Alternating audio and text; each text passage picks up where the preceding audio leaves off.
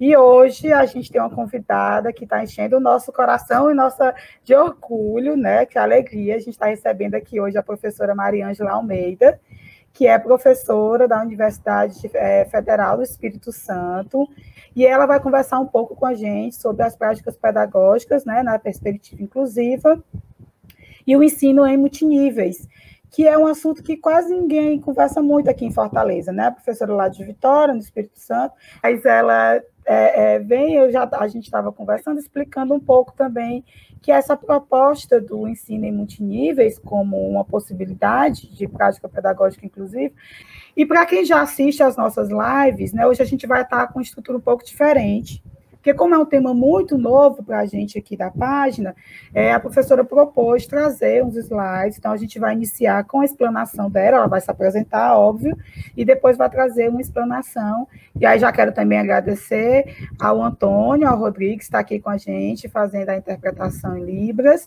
para que a nossa live se torne acessível, tá? Então, aproveita a nossa live de hoje, eu passo a fala para a professora Mariângela. Bem-vinda, professora. Obrigada, Liliane, obrigada. Agradeço desde já o convite. Acho que é um momento, né, onde a gente está tendo oportunidade de conhecer muitos grupos de pesquisa, grupos de estudo, pessoas interessadas nas temáticas que perpassam a educação especial e inclusão escolar. Então, é muito importante estar aqui hoje, estreitando esses laços, né? Então, eu sou, como Liliane apresentou, eu sou professora da Universidade Federal do Espírito Santo, atuo no curso de licenciaturas, especialmente, né, no curso de pedagogia, atuo na pós-graduação também, mestrado, doutorado.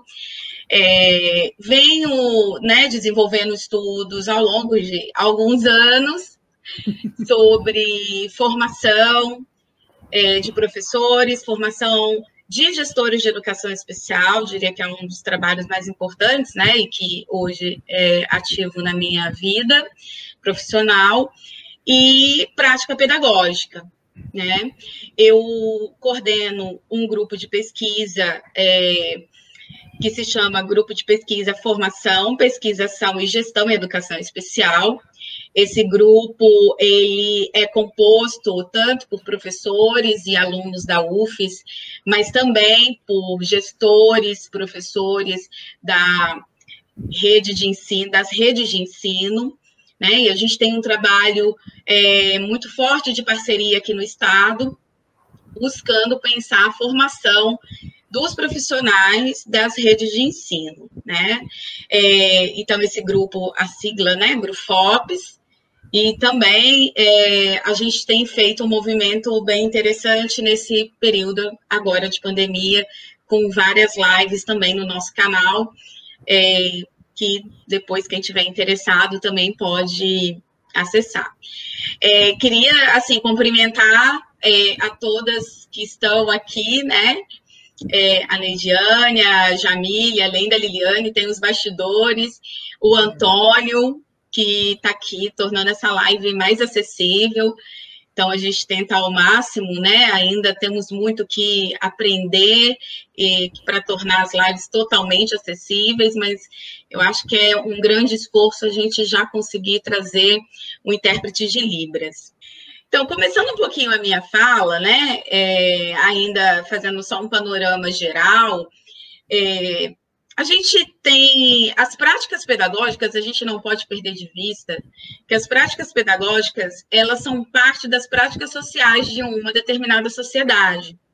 Então, é inadmissível tentar se pensar numa prática pedagógica que se fala de modo mais específico do processo de ensino-aprendizagem na sala de aula, sem a gente contextualizar, sem a gente pensar quando a gente está fazendo os nossos planejamentos, quando a gente está no trabalho colaborativo na escola, sem contextualizar isso num contexto social, político, histórico, né?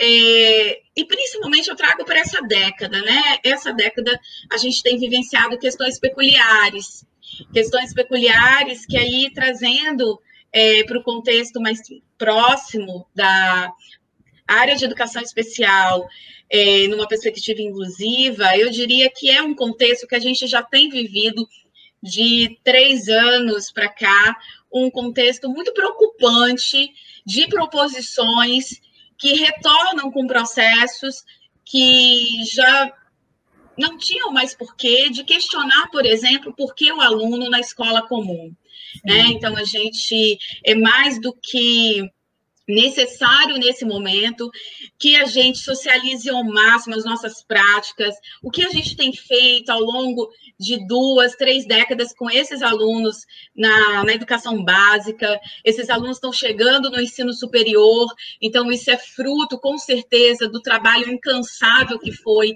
nas diversas redes de ensino, e a gente está defendendo aqui, sobretudo, o processo de inclusão na escola comum, na escola pública, dos alunos público-alvo da educação especial, né? Os alunos com deficiência, transtornos globais do desenvolvimento e altas habilidades de superdotação.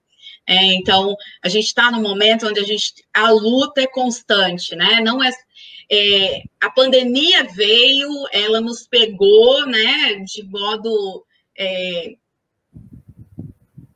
abrupto, digamos assim, mas as nossas questões políticas e na política educacional, elas continuam, né? A luta pelo... A gente achava que agora era só para melhorar a prática, né? Agora a gente vai ter que lutar para que não haja retrocesso. Quando a gente estava achando que agora era o momento de qualificar o trabalho, né? Já se estabelecendo o acesso desse aluno, a gente já vê que o acesso já não é mais assim um fator muito preocupante. Aí agora, né, recentemente, com as propostas que têm vindo desde o último governo, a gente tem que ter cuidado e lutar para que a gente não perca os direitos e os ganhos que a gente tem dentro dessa perspectiva da educação inclusiva, né, professora? Exatamente, Liliane. Mais do que nunca é preciso dizer, olha, nós estamos aqui, a gente procura formação, quem um dia, e aí quando eu falo quem, né, a sociedade de modo geral, que infelizmente ainda tem uma concepção de professor como aquele que não quer se formar, como aquele que não quer estudar e aprimorar, a gente vê o quanto que esses professores estão buscando construir uma melhor prática que é incansável, né, para o resto da vida, e cada vez mais reafirmar a nossa luta e os nossos princípios, né? A gente tem que demarcar esse lugar, né? Acho que o nome do canal já diz tudo, não é? Inclusive, exatamente. Mas é tão importante essa sua observação, Mariângela, porque assim, quando eu participei, né, para quem não sabe, gente, o Blue Fops, ele fez agora, recentemente, uma formação, né, com várias lives muito, muito, muito bacana. Então, quem não pôde assistir, vai lá no canal, que são espetaculares. Se você vê a quantidade de gente que acessa, não só na hora que está sendo transmitida, mas eu fui ver hoje, fui retomar um pouco da live que você fez lá, e aí eu vejo quanto já tem de acesso, quer dizer, é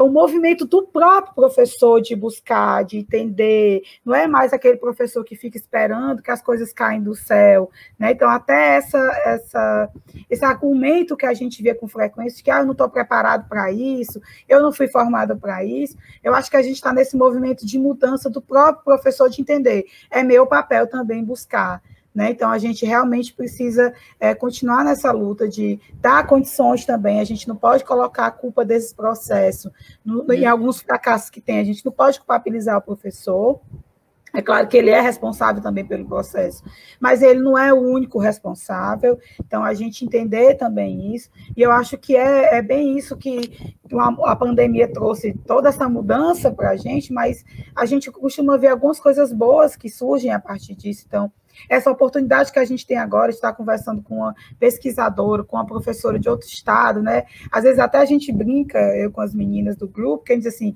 gente, eu vou conversar com a Mariângela, que eu estava aqui, que eu li um dia esse livro dela, que me inspirou tanto. Então, a gente começa a ver como é importante essas aproximações que, de algum modo, esse processo de pandemia oportunizou, inclusive dos professores, de escutarem pessoas como você e de tantos outros professores. Lá na live a gente tem o professor Alexandre Vieira, a professora Denise Meireles, que são referências também na área.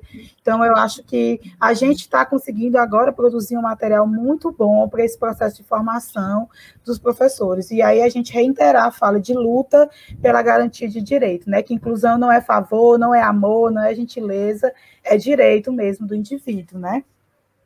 Então, esse contexto, né, que a gente está trazendo, que a gente precisa considerar sobre as práticas pedagógicas enquanto práticas sociais de uma determinada sociedade, tem uma autora que aí ela tem muitos textos e ela é bastante conhecida, né, pelo trabalho de formação e prática pedagógica docente, que é a professora Maria Amélia Santoro Franco, e que ela diz assim, que as práticas pedagógicas são aquelas práticas que se organizam para concretizar determinadas expectativas educacionais.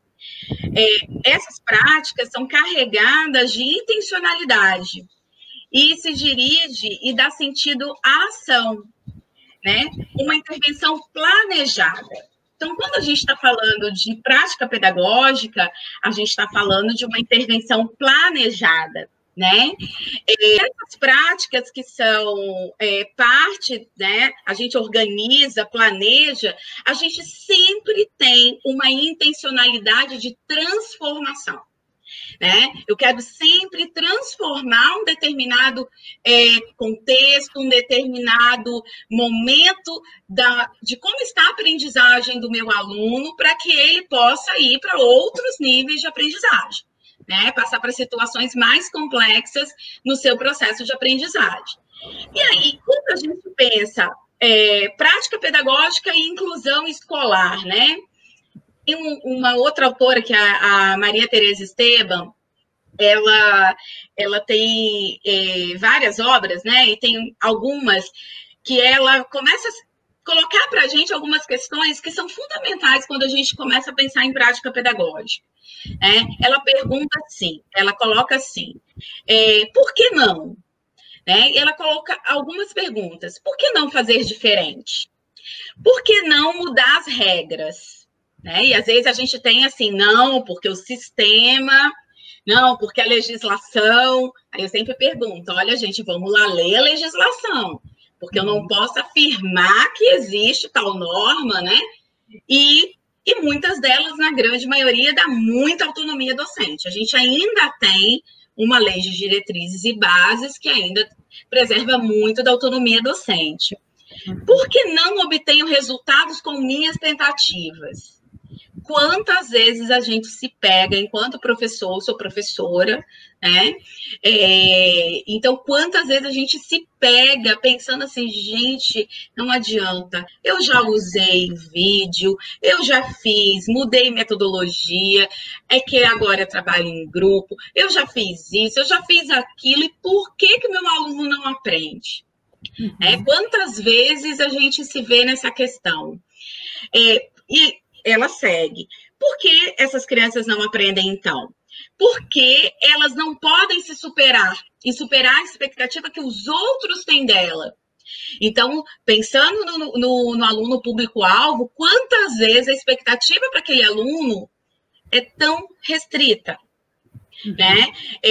E muitas vezes a gente se contenta com o laudo médico que diz que esse menino aprender a ler o nome, tá muito bom. Né?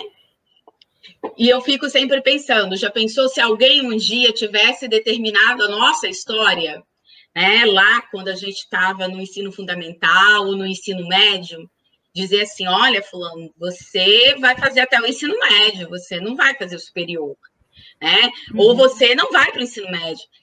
Quanto isso é sério, né? Então, e por que, então, não buscar novos caminhos? Por que a gente não imaginar, construir junto, pensar diferente? Eu acho que a grande proposta que hoje a gente está aqui é justamente por isso. Eu acho que todo mundo que está aqui hoje está interessado, sim, em fazer diferente, né? Está interessado em pensar coisas novas, pensar a partir daqui como pode reorganizar suas práticas, principalmente no momento onde a gente está sendo tão desafiado a pensar a organização do processo de ensino-aprendizado de forma remota, né? E que pode, em breve, né, retornar com as aulas, mas mesmo assim a gente ainda vai ter o ensino híbrido.